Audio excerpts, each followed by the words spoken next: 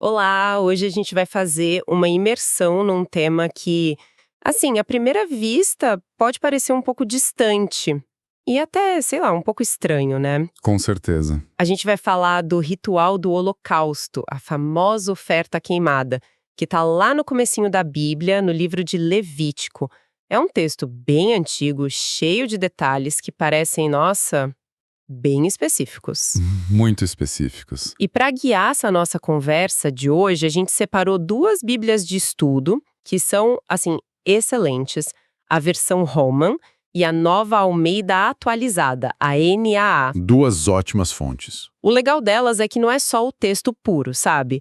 Elas vêm com um monte de notas de rodapé, comentários, umas tabelas. São quase como um mapa, né, pra gente não se perder nesse território. Exato.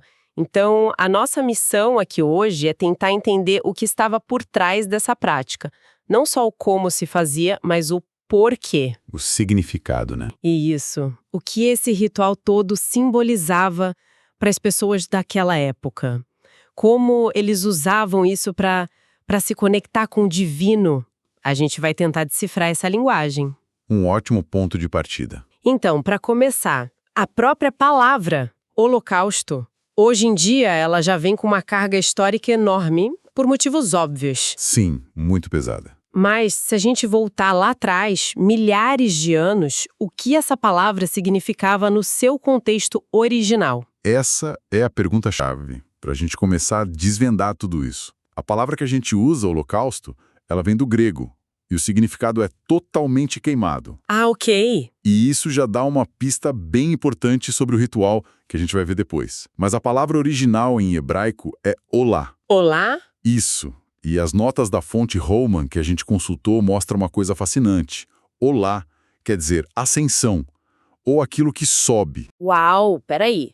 Então a imagem principal não era de destruição, mas de... Subida. Exatamente. Tipo a fumaça da oferenda subindo do altar em direção ao céu. Perfeito.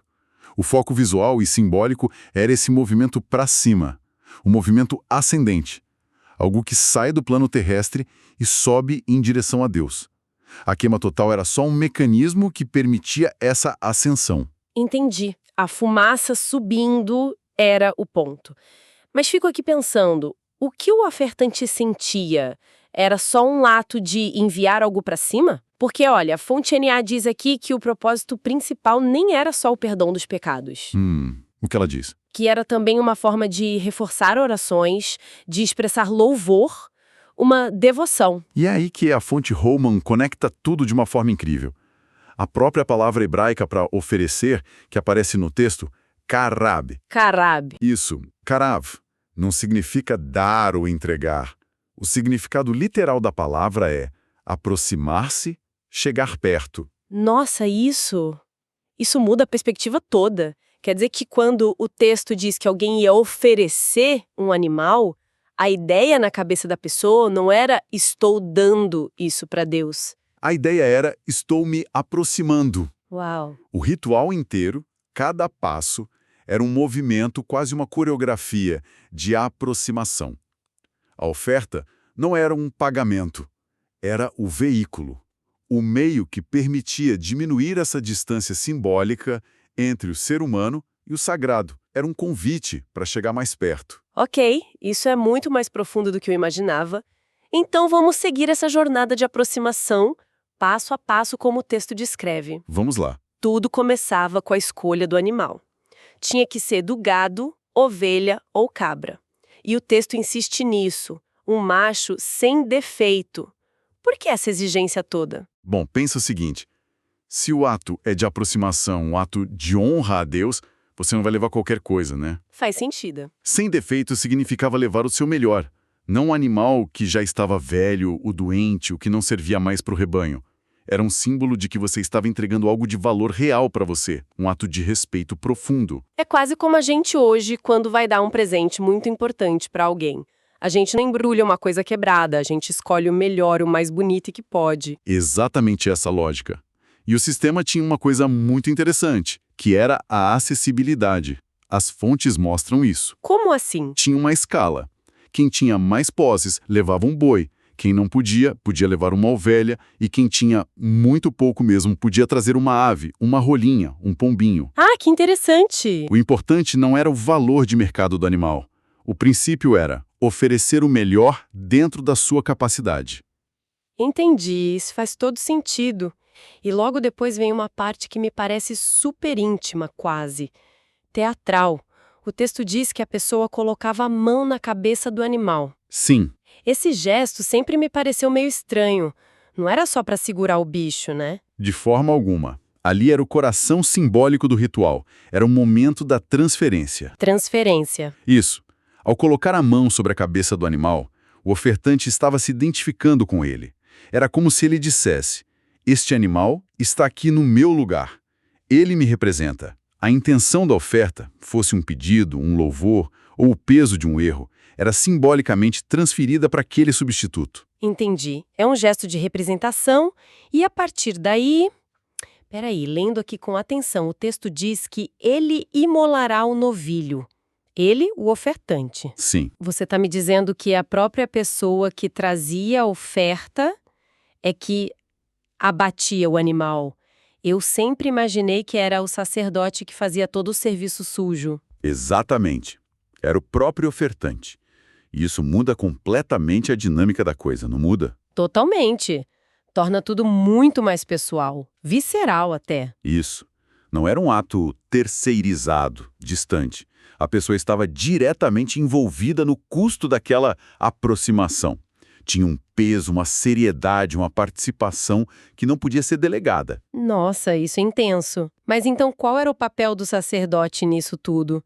Se o ofertante fazia a parte mais difícil? O sacerdote entrava no momento crucial da mediação. O ofertante abatia o animal, sim, mas eram os sacerdotes, os filhos de Arão, que recolhiam o sangue e o aspergiam sobre o altar.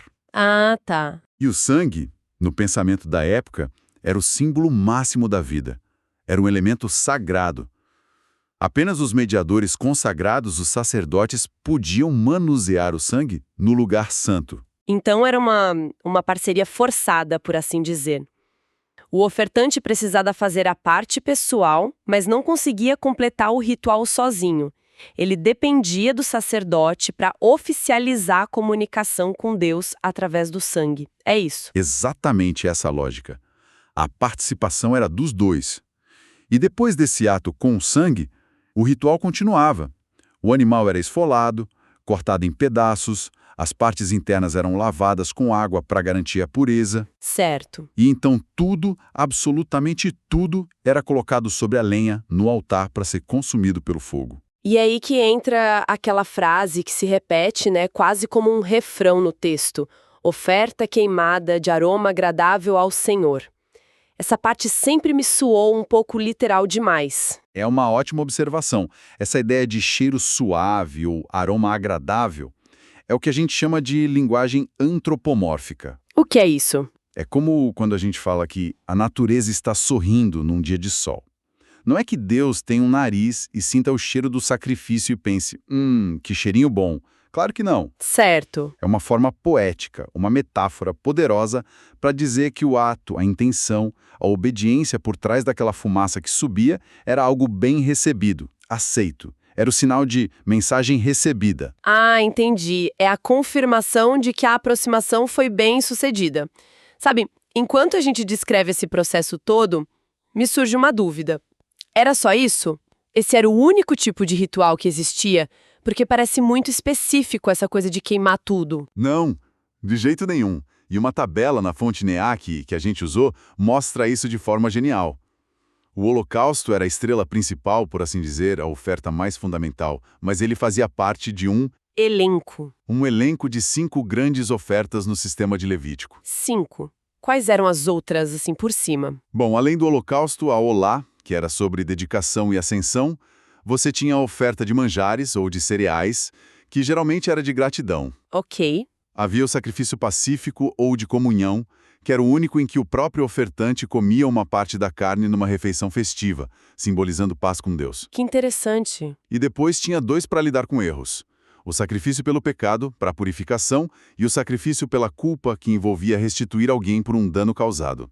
Era um sistema bem completo. O que me chama a atenção nessa tabela, então, é que no Holocausto, naquelas colunas de porções para os sacerdotes ou porções para o ofertante, a resposta é sempre não.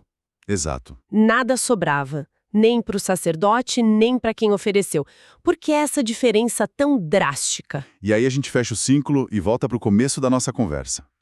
Lembra do significado de olá? Ascensão. Sim. E do significado de holocausto? Totalmente queimado. Ah, É por isso, como essa oferta simbolizava uma dedicação total e completa a Deus, nada podia ser retido para o uso humano. A oferta inteira precisava subir. Era um ato de consagração sem reservas. Se fosse um pedido, era um pedido que vinha de todo o coração. Se fosse louvor, era um louvor total. Nada era segurado. Tudo era para o divino. e até meio brutal, na verdade era uma linguagem simbólica riquíssima. Muito rica. Começa com a palavra karab, a ideia de se aproximar. Passa pela entrega do seu melhor, o animal sem defeito, exige uma participação pessoal, visceral, com o próprio ofertante no centro da ação. E depende da mediação do sacerdote. Isso, depende do sacerdote com o sangue sagrado. E culmina na ascensão total da oferta, o olá, que é recebida como um aroma agradável, um sinal de que foi aceita. Exato. Então, o que tudo isso significa no fim das contas? Significa que a gente está diante de uma teologia vivida, de uma forma de pensar em que o mundo físico, o mundo tangível, O animal, o fogo, o sangue. Isso, a fumaça, tudo isso era a gramática usada para expressar realidades espirituais que são profundas e abstratas, como adoração, arrependimento, comunhão, consagração. Não era só uma crença na cabeça, era uma fé que se podia ver, cheirar, tocar. Participar. Envolvia o ser humano por inteiro na sua relação com o sagrado. Uma fé sensorial, participativa. Exatamente. E isso, claro, nos deixa com uma pergunta para refletir, né? Qual? Em um mundo que, para a maioria de nós, já não tem um templo físico, nem um sistema de sacrifícios de animais, de que maneira aquelas necessidades humanas fundamentais que esses rituais expressavam, a necessidade de expiação, o desejo de expressar uma gratidão que as palavras não dão conta, a busca por se aproximar do sagrado, de que maneira tudo isso encontrou ou ainda busca novas formas de se expressar hoje?